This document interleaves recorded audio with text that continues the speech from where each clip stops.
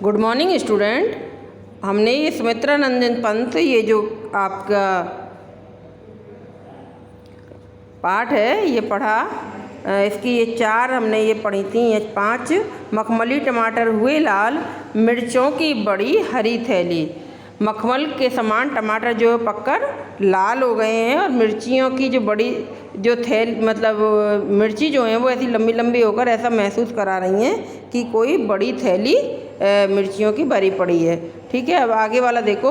बालू के सांपों से अंकित गंगा की सतरंगी रेती। अब बालू के सांपों से अंकित का मतलब यहाँ पर क्या है, जो बालू है वो ऐसे कोई जैसे सांप जाता हो ना रेत में तो उसकी लहरें बन जाती है लंबी लंबी, उस टाइप को कहा गया है। तो बालू के सांपों से अंकित गंगा की सतरंगी रेती, सुंदर लगती सरपत छाई, तट पर तरबूजों की खेती। अंगुली की कंघी से बगुले कलंगी संवारते हैं कोई, तिरते जल में सुरखाव पुलिन पर मगरौठी रहती सोई। यहाँ पर देखें अपन बालू के सांपों से अंकित है ना। बालू के सांपों से अंकित मतलब गंगा की नदी, जो गंगा नदी है, गंगा की सतरंगी रेती, जो गंगा नदी के तट पर जो रेत पड़ी हुई है वो क्या है, पानी के बहाव से रेती जो है वो आती है और वापस पानी जो चला जाता है वापस। तो सतरंगी रेती के मतलब गंगा के तट पर जो रेत पड़ी हुई है, रेत के कणों में जो रंग हैं वो सूर्य की किरणों से प्रभावित होकर, यानी सूर्य की किरणें जब उसके ऊपर पड़ती हैं रेत पर तो उसमें से लाल, नीला, हरा, बैंगनी, इस तरह से जो 7 रंग होते हैं इंद्रधनुष के, वैसे ही इंद्रधनुषी जो रंग के सतरंगी रंग है ना वो उस गंगा की सतरंगी रेत पर मतलब महसूस होते हैं, उस रेत पर महसूस होते हैं 7 रंग। ठीक है, बालू के सांपों से अंकित। और जो बालू के सांपों से अंकित क्यों कहा गया है कि बालू जो रेत है उस पर जो पानी जब चला जाता है वापस तो उसमें लहरें सी बन जाती हैं। तो ऐसा महसूस हो रहा है कि जैसे वो आड़ी तिरछी जो लहरें हैं, ठीक है, वो कैसी लग रही हैं, सांपों की तरह चमकती हैं। यानी वो जैसे एक काला सांप आपने कभी देखा हो तो वो बहुत ही उसकी स्किन जो है वो चमकदार होती है, वैसे ही वो जो किरणें रेत की जो वो रेत के कण हैं वो किरणों की वजह से, सूरज की किरणों की वजह से चमक रहे हैं। ठीक है, सुंदर लगती सरपत छाई, और वहाँ पर जो लंबे लंबे पत्तों की घास, सरपत माने घास छाई हुई है यानी बड़ी हुई है। तट पर तरबूज, और तट पर यानी गंगा नदी के तट पर तरबूजों की खेती हो रही है तो वो भी सुंदर लग रही है। घास जो खड़ी हुई है वो बड़ी बड़ी घास, लंबी लंबी घास अच्छी लग रही है और तट के किनारे ही तरबूजों की खेती हो रही है। अब उसमें नदी के में अंदर कौन को बैठा हुआ है, बगुला जानते हैं ना, जो एक पैर पर बैठा रहता है। अंगुली की कंघी से बगुले, अंगुली की कंघी से बगुले का मतलब यहाँ पर क्या है कि जो उनका एक पैर है, ठीक है, एक पैर को तो वो अपने इसमें पानी में खड़े रहते हैं, नदी में डाले हुए रहते हैं, और दूसरे पैर से क्या करते हैं वो अपनी कलंगी को, अपने बालों की कलंगी जो होती है ना उनके सिर पर, उनको वो ऐसे घुमाते रहते हैं जैसे कोई कंघी कर रहे हों। अंगुली से ही कंघी कर रहे हैं, यानी कंघा नहीं, अपने पैरों की उंगलियों से ही कंघी कर रहे हैं, अपने बालों की कलंगी को संवार रहे हैं, यानी उनको संवारते रहते हैं, यानी उनको काटते रहते हैं जैसे अपन बालों की कंघी करते हैं ना उस टाइप में। तो बार बार गर्दन पर और सर पर उसको पैर को करते हैं, तो ऐसा लग रहा है कि वो अपनी उंगलियों से अपने बालों की कंघी कर रहे हैं। तिरते जल में सुरखाव पुलिन पर, सुरखाव कौन होता है बेटा, चक्रवाक यानी चकवा पक्षी होता है। ठीक है, और पुलिन माने तटों पर मखरौटी रहती सोई, और मखरौटी कौन होती है, मगरौठी मुर्गावी पक्षी होता है। मतलब एक तो चकवा पक्षी और दूसरा मुर्गावी पक्षी, ये सब क्या करते हैं, ये तटों पर वहाँ पानी पर चकवा पक्षी तैरते रहते हैं। छोटे छोटे पक्षी होते हैं ना, बतख की तरह तैरते हैं, वो चकवा पक्षी है, और मुर्गावी जो है वो तट के किनारे सोई रहती है।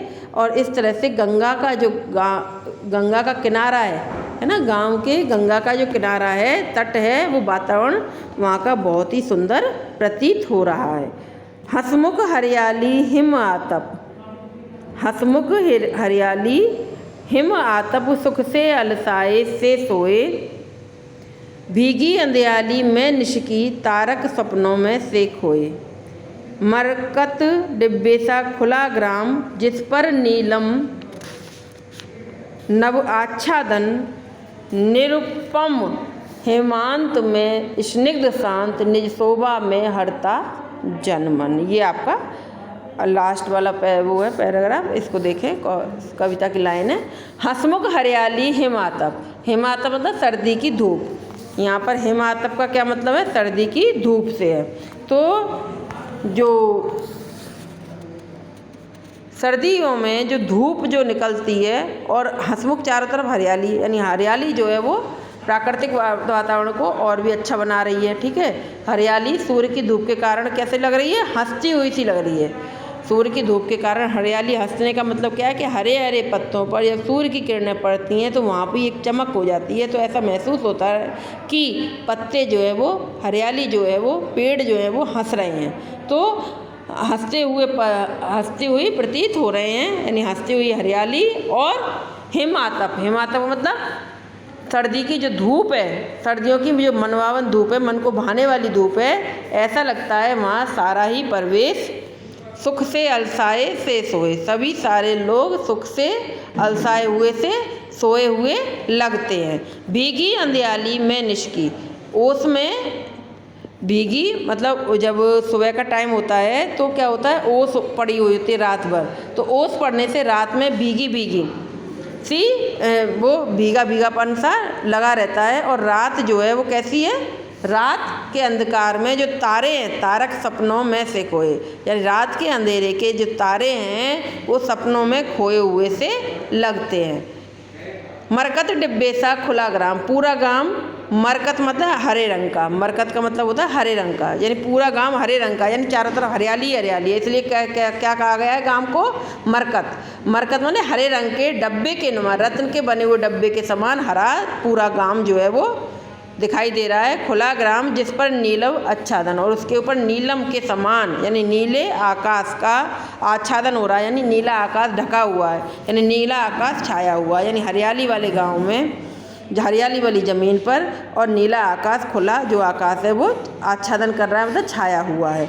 निरुपम हेमांत में स्निग्ध शांत, निरुपम, यहाँ पर निरुपम से मतलब है कि जो निरुपम हेमांत में स्निग्ध शांत, नीला आकाश छाया हुआ है, सर्दियाँ बीतने पर जो है वो अनुपम शांति छाई हुई है। निरुपम मतलब अनुपम, हेमांत मतलब में स्निग्ध शांत निज शोभा से हरता जनमन। जो स्निग्ध का मतलब यहाँ पर सुंदर है, और निज माने अपनी शोभा, यानी अपनी शोभा से जो गांव का वातावरण है वो कैसा लग रहा है? सर्दियाँ बीतने पर इस गांव में अनुपम शांति छाई हुई है। हिमात में इसने मतलब शांति छाई हुई है। इस तरह गांव जो है वो अपनी शोभा से, निज शोभा से हरता जनमन का मतलब क्या है? अपनी शोभा से लोगों के मन को, निज शोभा अपनी शोभा से हरता जनमन, अपने मन मतलब दूसरे लोगों के, जनमन लोगों को, जनता को, है ना, जनता के मन को हर रहा है, यानी लोगों के मनों को शोभा दे रहा है, यानी अपनी शोभा से, अपनी सुंदरता से लोगों के मन को सुख दे रहा है। तो ये आपका पाठ जो है वो पूरा हुआ। और अब मैं आपके क्वेश्चन आंसर के लिए PDF भेजूंगी और आप क्वेश्चन आंसर अपनी कॉपी में करेंगे। Thank you.